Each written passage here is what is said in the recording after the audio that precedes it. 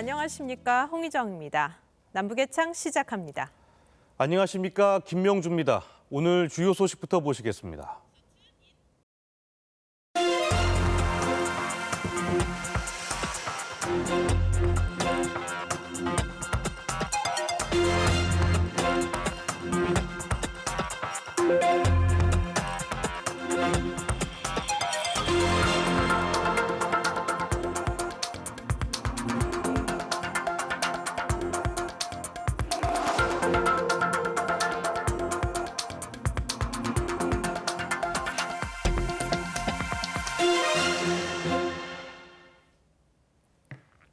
전례 없는 심야 열병식에 몸집을 더 키운 ICBM 공개, 그리고 최고 지도자의 눈물까지.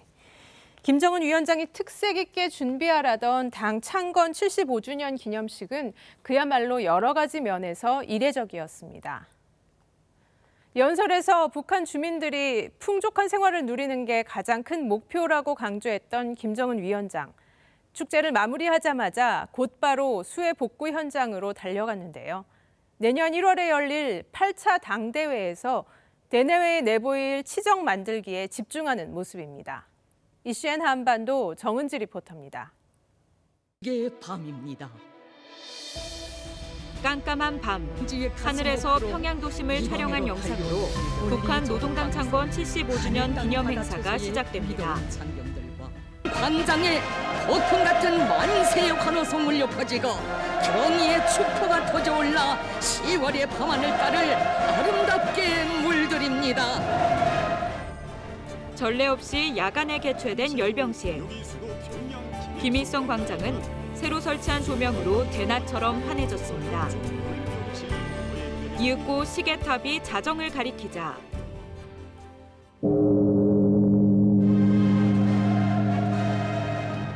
반짝반짝 눈이 나는 대리석 바닥을 따라 회색 정장을 입은 김정은 위원장이 등장합니다. 김일성 광장 앞 주석단은 2년 전 마지막 열병식과 비교해봐도 확연히 달라졌습니다. 대리석 기둥과 벽면, 화려한 금박 장식과 난간 구조물 등이 마치 유럽의 궁전을 보는 듯합니다. 위대한 당신을 모시기 위해 얼마나 기다려온 이 영광의 순간입니까? 김정은 동지, 영광을 드립니다.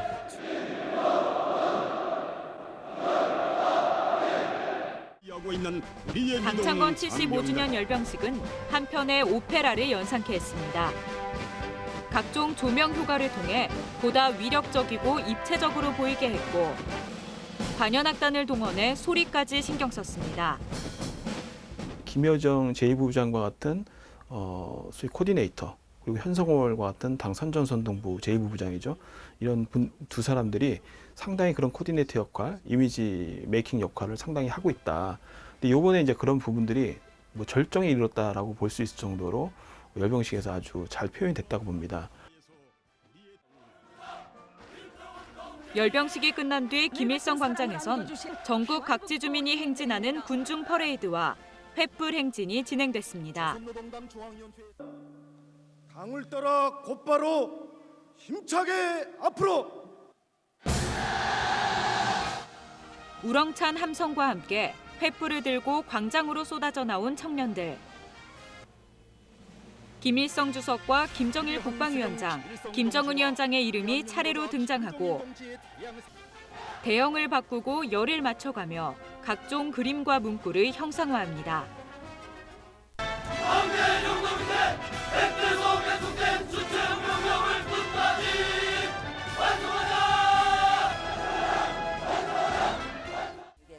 김정은 위원장은 당 창건 75주년을 기념하기 위해 기획한 집단 체조 위대한 향도도 관람했습니다. 일정한 간격으로 선 배우들이 장구를 치고 색색의 장식물을 든 채 뛰어다니며 꽃을 만듭니다. 코로나19 유행에도 아랑곳하지 않고 수만 명이 참석하는 집단 체조를 강행한 건데 김 위원장과 간부들을 제외하곤 모두 마스크를 쓴 모습이 눈길을 끌었습니다. 김 위원장은 수천 명에 달할 것으로 추산되는 당창건 75주년 경축 대표들, 열병식 참가자들을 하루 만에 다시 불러 기념사진도 찍었습니다. 북한 노동당 창건 75주년 열병식에서 단연 주목을 받은 건 김정은 위원장의 연설이었습니다. 김 위원장은 연설에서 이례적으로 복잡다단한 심경을 드러냈는데요. 사랑하는 남녘동포라는 표현을 쓴 대남 메시지도 눈길을 끌었습니다. 붉게 상규된 얼굴의 김정은 위원장, 코로나의 태풍까지 혹독했던 하늘을 돌아보다 인민에게 감사하다고 말하는 대목에서 감정에 복받친 듯 울먹입니다. 우리 인민군 장병들이 발휘한 애국적이고 영웅적인 헌신은 누구든 감사의 눈물 없이는 대할 수 없는 것들입니다. 연설문 옆에는 하얀 손수건을 놓아뒀고 눈물을 닦고 안경을 다시 쓰는 모습도 화면에 고스란히 담겼습니다. 오늘 이 자리에 서면 무슨 말부터 할까 많이 생각도 해보았지만 마음속 진정은 고맙습니다 이 한마디뿐입니다. 28분 가까운 연설 가운데 주민에 대한 감사와 미안함에 3분의 1을 할애했고 북한 최고 지도자로서는 이례적으로 자책하는 발언도 했습니다. 북한 조선중앙TV는 김정은 위원장의 연설을 들은 각 지역 주민들의 반응도 신속히 전했습니다. 우리 원수님께서 우리 인민들을 바라보시며 고맙다고 감사하다고 그런 말씀을 하실 때 수도 당원 사단답게 모든 면에서 우리 대대가, 우리 중대가, 우리 소대가, 우리 군대가 제가 제일 앞장서겠습니다. 김 위원장이 인민에 대한 고마움을 반복해 표현한 것에 대해 내부 사정이 그만큼 좋지 않다는 것을 반증한다는 분석도 나옵니다. 어떻게 보면은 그런 예민 정신이라고 할까요? 그런 걸 보여줬다라고 볼 수가 있죠. 그래서 이것은 어느 정도 진심이었다라고 생각을 합니다. 그럼에도 불구하고 저는 이해가 안 되는 건 있어요.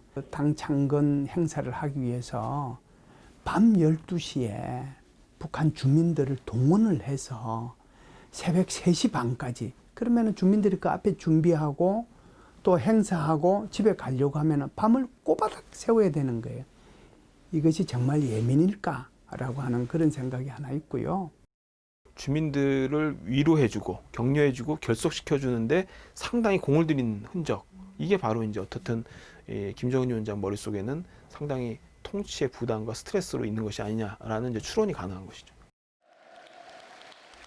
직접적 대미 비난은 없었던 반면 남측을 향해선 짧지만 인상 깊은 메시지를 내놨습니다. 사랑하는 남녘의 동포들에게도 따뜻한 이 마음을 정히 보내며 하루빨리 이 보건 위기가 극복되고 북과 남이 다시 두 손을 마주 잡는 날이 찾아오기를 기원합니다. 최근 남북 정상 사이의 친서 교환, 공무원 피살 사건에 대한 전격적인 사과 등과 연속선상에서 봤을 때 일종의 대남 전략 전환으로도 읽힐 수 있는 대목입니다. 이런 가운데 김정은 위원장이 당창건 75주년 일정을 마무리하자마자 함경도 수해 지역을 잇따라 찾는 등 광폭 행보에 나섰습니다. 특히 북한의 주요 강산지대인 검덕지구를 찾아 80일 전투 기간에는 피해 복구를, 내년 경제발전 5개년 계획 기간에는 2만 5천 세대 주택을 새로 짓겠다고 약속하기도 했습니다. 극심한 경제난으로 당창건 75주년에 맞추려던 평양 종합병원과 삼지연시 건설이 줄줄이 늦어진 상황. 이대로 가다간 새 국가 전략을 제시해야 하는 8차 당대회를 빈손으로 맞이할 거란 위기감에 김 위원장이 직접 80일 전투를 독려하고 나선 것으로 풀이됩니다. 김정은이 직접 지시를 하고 관심을 보였음에도 불구하고 완공되지 못할 정도의 어려운 상황이다라는 것이죠. 남은 기간 8차 당대회까지 80일 동안에 어떻든 주민들을 잘 쥐어짜서 잘 동원시켜서 다는 아니더라도 상징적인 한두 개의 주요 대상 건설과 바로 이제 수해 복구 성과, 이거를 이제 기본적인 성과로 한번 내세울 가능성이 높다. 앞서 보신 것처럼 인민들을 걱정하며 눈물까지 보였던 김정은 위원장이 한박 웃음을 보인 순간이 있습니다. 바로 열병식의 하이라이트인 전략 무기들이 등장했을 텐데요. 길이와 직경이 모두 커진 ICBM이 등장하는 것은 물론 북한의 최신 기술이 집약된 재래식 무기도 대거 공개됐습니다. 열병식 막바지. 관현악단이 변주를 하며 음악이 절정에 다다르자 군중들의 시선이 일제히 한 곳을 향합니다. 신형 대륙간 탄도미사일 ICBM입니다. 일산하는 조선의 힘이 최절정에 이르는 순간입니다. 우리의 적들은 두려워해야 할 것입니다. 북한이 2017년 말 공개한 ICBM 화성 15형과 비교했을 때 이동식 발사 차량의 바퀴축이 9개에서 11개로 늘어났고 미사일 길이가 길어지고 직경도 굵어졌습니다. 탄두부 부분도 화성 15형에 비해 길어졌는데 핵탄두가 여러 개 들어가는 다탄두 장착을 위한 설계일 가능성이 제기됩니다. 기억을 이제 더듬어서 보면 우리가 2017년도 9월 3일 날 북한이 장구 모형의 수소폭탄 모형을 오전에 공개하고 오후에 제6차 핵실험을 했거든요. 그때 장구 모양의 이 수소폭탄을 공개할 때 밑지름이 몇 센치냐면 67cm였어요. 이번에 늘어난 것이 2.4 정도면은 3721, 3개 정도는 실겠구나 하고 금방 우리가 이해할 수 있잖아요. 오히려 다탄두 쪽에 미국이 우려할 수 있을 겁니다. 다탄두니까 하나는 예를 들어서 뉴욕으로, 하나는 워싱턴으로, 하나는 또 어떤 도시로 이렇게 해서 갈 수가 있거든요. 관측된 크기로만 보면 전 세계에 현존하는 ICBM 중 가장 큰 것으로 평가되는데 일부 언론은 괴물 미사일이라는 별칭도 붙였습니다. 북한은 새로운 잠수함 발사 탄도미사일인 북극성 4형도 처음 공개했습니다. 세계 최강의 병기 수중 전략 한도탄. 기존의 북극성 3형보다 직경은 굵어졌지만 잠수함 탑재를 용이하게 하기 위해 길이는 짧아졌고 역시 탄두를 여러 개 탑재할 수 있는 형태로 개량된 것으로 보입니다. 최근 우리 군 당국은 북한이 로미오급 잠수함 이외에 신형 잠수함도 개발하고 있다고 공식 확인한 바 있습니다. 북한이 잠수함 발사 탄도미사일 SLBM을 통해 미국 본토의 타격 능력을 확보하려 할 것이라는 관측입니다. 자의적 정당 방위 수단으로서의 전쟁 억제력을 계속 강화해 나갈 것입니다.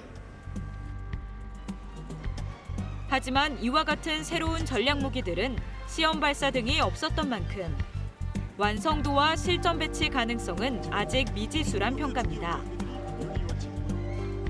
다만 시험 발사 과정이나 신형 잠수함이 공개되지 않은 상황에서 진화된 미사일을 먼저 공개함으로써 위협을 한 단계 끌어올렸다는 분석입니다.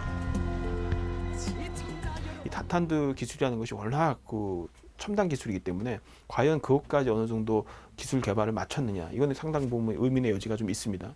사실상 미스테리예요. 뭐 수수께끼인데 몇천 톤급 잠수함이 지금 건조 중에 있는지도 모르는 거죠. 그래서 칼집에 넣어 있을 때가 이제 이게 두려운 거고 이제 의문스럽고 이제 뭐 그런 거지. 빼고 나면 칼이 저렇게 생겼구나. 뭐 저게 칼이 몇 센치짜리 다 알잖아요. 그때 되면은 이제 소위 말해서 카드로서의 역할은 없어지는 거거든요. 이런 가운데 북한은 현대화한 각종 재래식 무기들도 대거 선보였습니다. 초대형 방사포 3종과 신형 지대공 미사일, 미군과 우리 군 전차를 닮은 신형 전차와 북한판 스트라이커 장갑차도 공개됐습니다. 신형 전투복을 입은 부대가 등장하는가 하면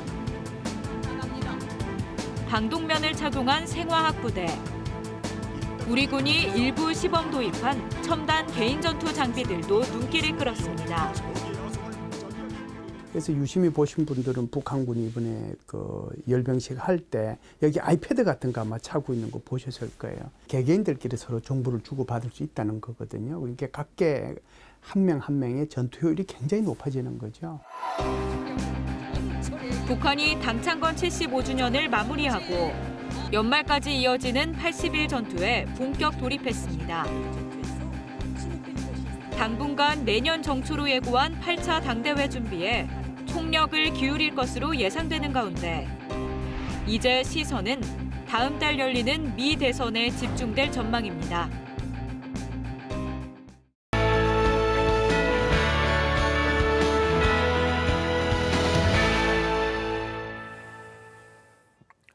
북한의 최근 소식을 알아보는 요즘 북한은입니다. 이번 당창건 75주년 기념 열병식은 이례적으로 심야에 열리면서 화려한 조명이 행사장을 환하게 밝혔습니다.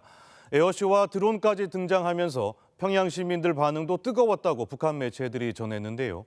빛으로 물든 평양의 밤 풍경, 그 현장으로 함께 가보시죠. 형형색색의 LED를 장착한 전투기들이 불꽃을 터뜨리며 밤하늘을 수놓습니다. 당창건을 기념하는 숫자 75 모양과 부채꼴 비행을 선보이고 적외선 유도 미사일을 교란하는 불꽃 플레어를 쏩니다. 지난 8월 기념 행사를 모든 수준에서 특색 있게 준비하라고 지시한 김정은 위원장. 만족한 듯 한박 웃음을 지었습니다. 관람객들의 반응도 뜨겁습니다. 10월의 밤하늘가를 화려롭게 장식하는 영롱한 비행사들에게 평양 시민들과 관중들이 환송을 토치고 있습니다. 평양 시내 한복판의 9층짜리 백화점 외벽은 스크린으로 탈바꿈했습니다. 저명 축전이랑 다채로운 행사들이 진행되니 정말 좋습니다. 굉장히 멋있을 것 같습니다. 마음이 막 설레입니다. 금방이라도 쏟아져 나올 듯한 과일과 그물에서 건져 올린 생선 등 화려한 색깔에 생동감이 더해집니다. 당창건 기념일에 앞서 열린 조명 축전은 LED 조명과 3D 프로젝터를 이용한 미디어 파사드 기법으로 연출됐습니다. 이번 조명 축전에선 홍수에 나무가 휩쓸리고 건물이 무너지는 등 오래 겪은 수해와 복구 작업을 형상화했는데요. 국내에서는 이 조명 축제가 김 위원장 부부의 눈길을 끌었던 2018년 남북 정상회담 환송식 하나의 봄을 연상시킨다는 평도 나왔습니다. 최근 북한에선 단체로 집들이 잔치가 열리고 있어서 시끌벅적하다고 합니다. 수해 지역에 잇따라 대규모 주택단지가 건설되고 있기 때문인데요. 새 집에 들어가는 모습도 각양각색이라고 하는데 그 현장 보시죠. 농악대의 흥겨운 길놀이에 맞춰 한복을 입은 주민들이 덩실덩실 춤을 춥니다. 동네 잔치가 열린 듯 주민들의 얼굴엔 한박 웃음이 가득합니다. 얼마 전 수해로 큰 타격을 입은 주민들이 2달여 만에 지어진 새 집에 들어가기 앞서 기쁨을 만끽하는 자리입니다. 보면 볼수록 너무도 황홀하고 너무도 희한해서 내 고향 천동리가 맞는가 하고 두 눈을 비비어 살펴봅니다. 새 보금자리에 들뜬 주민들은 가구를 실은 트럭 위에서 꽃을 흔들기도 합니다. 기뻐하는 주민들의 손에 들려있는 건 집문서나 다름없는 살림집 이용 허가증. 입주 전 진행되는 입사 모임에서 수여되는데 거주 기한이 명시돼 있지 않습니다. 평생 거주할 자격이 주어지는 겁니다. 새 집을 받게 된 주민들은 눈물을 흘리며 감사의 표현을 전하고 만세를 외치기도 합니다. 드디어 입주하게 된 주민들. 집안 구석구석 둘러보며 감탄합니다. 이게 바로 제가 받은 집입니다. 얼마나 이거 멋있습니까? 정말 꿈만 같습니다. 좀 보십시오. 이 살림방이랑 부엌세간이랑 세탁장이랑 얼마나 좋은지 모릅니다. 제 마음에 꼭 듭니다.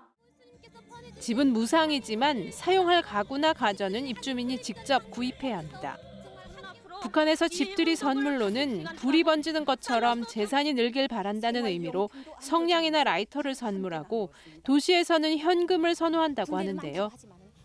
다만 이번 수해 지역 주민에겐 새 옷이나 신발이 집들이 선물로 주어졌다고 합니다. 지금까지 요즘 북한은이었습니다. 진정 어린 목소리들이 끝없이 울려나왔습니다.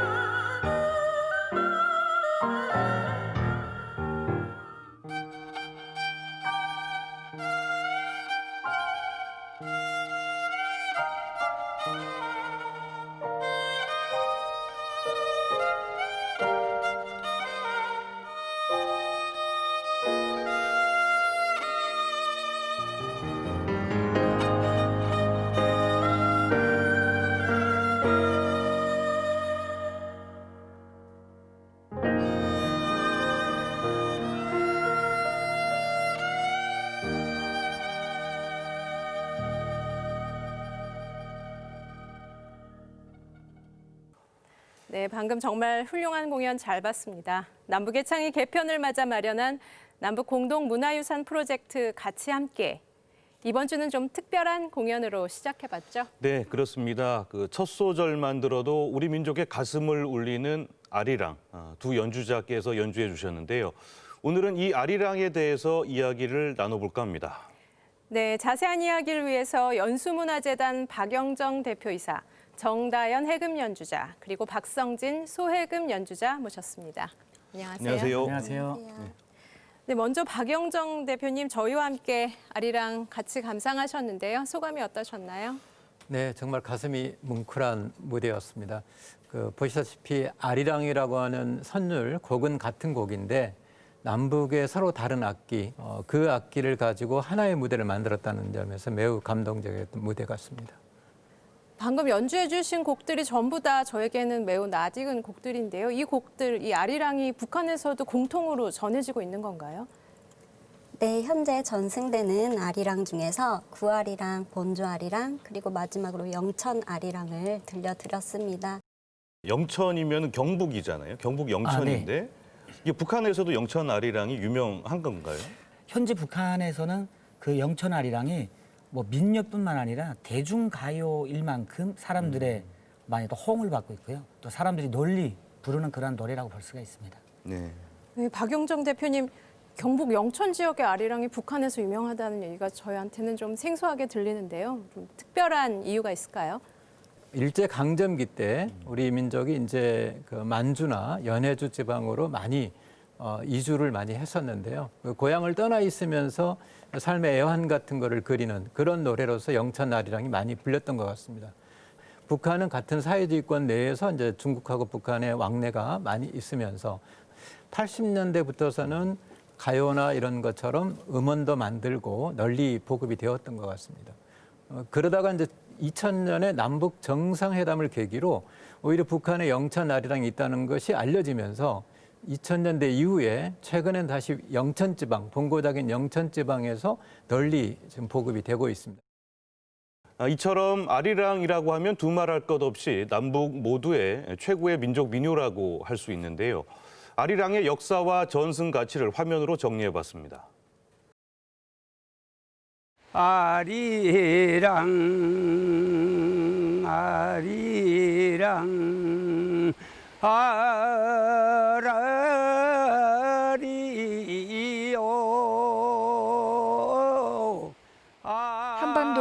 펼쳐진 산맥마다 그 산맥을 따라 흐르는 물줄기마다엔 한 민족의 민요, 아리랑이 스며들어 있습니다.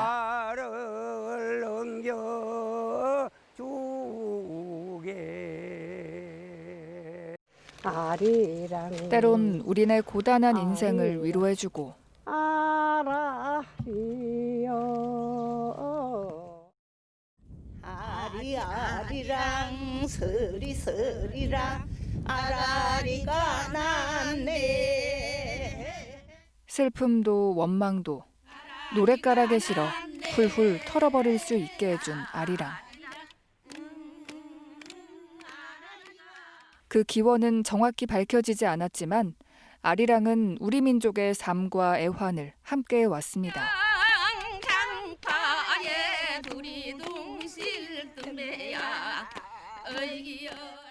아리랑을 서양식 오선지에 기록한 최초의 악보는 1886년 미국인 선교사 호머 헐버트의 편지에서 발견됐는데요. 헐버트는 미국에 있는 여동생에게 조선 아이들이 부르는 노래를 오선지 악보에 적어 보냈습니다. 아라롱 아라롱 아라리요. 악보대로 연주하면 우리에게 익숙한 아리랑입니다.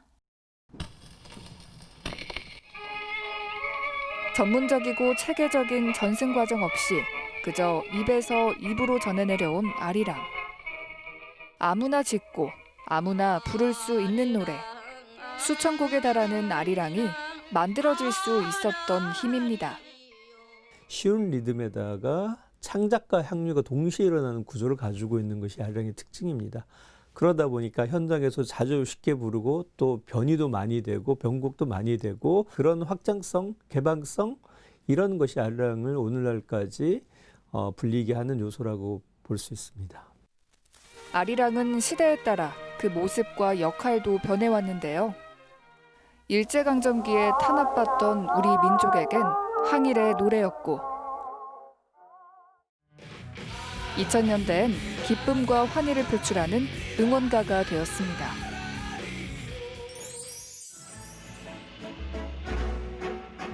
아리랑 아리랑 아라리요.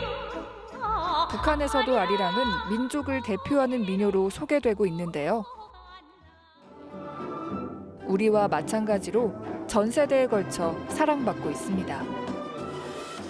우리 인민들이 널리 불려진 민요로서 그 현재 지금 그 우리 학생들이 그 공연을 통해서 이 노래를 많이 불리도록 그 연습을 한 그 과정이라고 생각합니다. 아주까리 동대야 두 마리 율려라. 산골집 푸내기 신바람 나한다. 아라린가 수라린가 영천인가 아리랑 고개로 날 넘겨드서.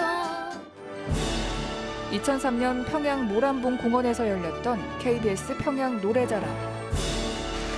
이곳에도 북한 주민이 아리랑을 불러 신명나는 무대를 펼쳤습니다.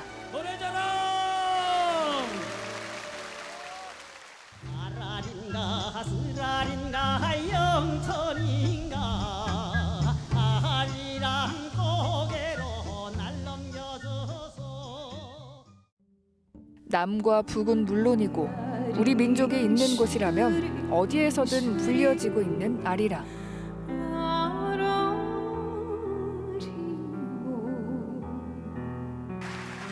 아리랑의 문화적 가치는 세계적으로도 인정받았습니다.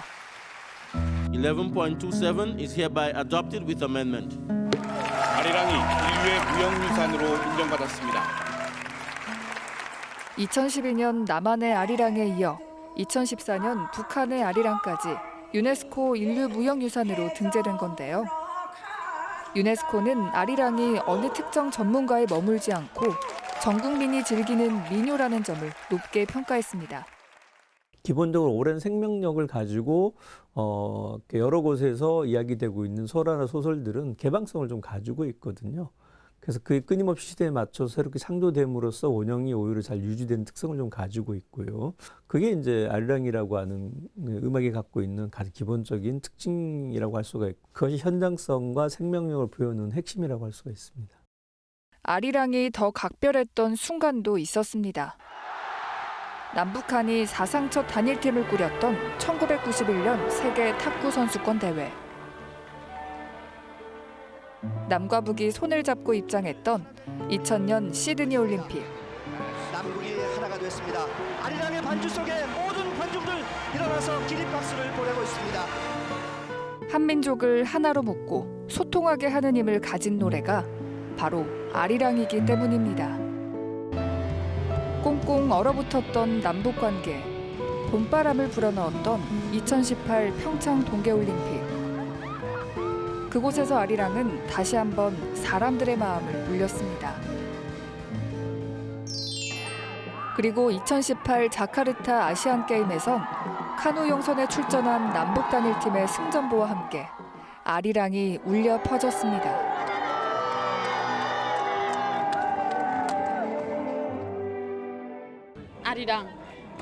아리랑 민족 이런 감에서 진짜 감회가 새로웠습니다.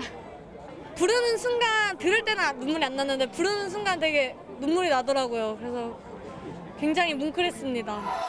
지난 2018년 11월 아리랑이 유네스코 본부 공연장을 가득 채웠습니다.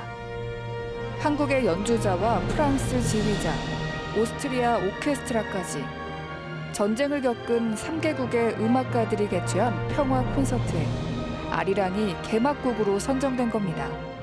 모든 국민이 바라는 거는 평화고 언젠가는 통일을 원하는 거고 옳은 길로 그것이 이루어져야 될 것 같아요. 분단된 남과 북의 소통과 화합의 역할을 해온 아리랑. 민족의 혼을 담은 울림이 함께 울려 퍼지는 날을 기대해봅니다. 네, 남북이 함께하는 큰 행사 때마다 아리랑은 항상 함께 등장을 했는데요.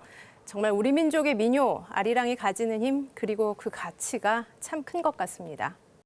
이렇게 아리랑이 남북을 연결해주는 그런 의미 좀 어떻게 보십니까?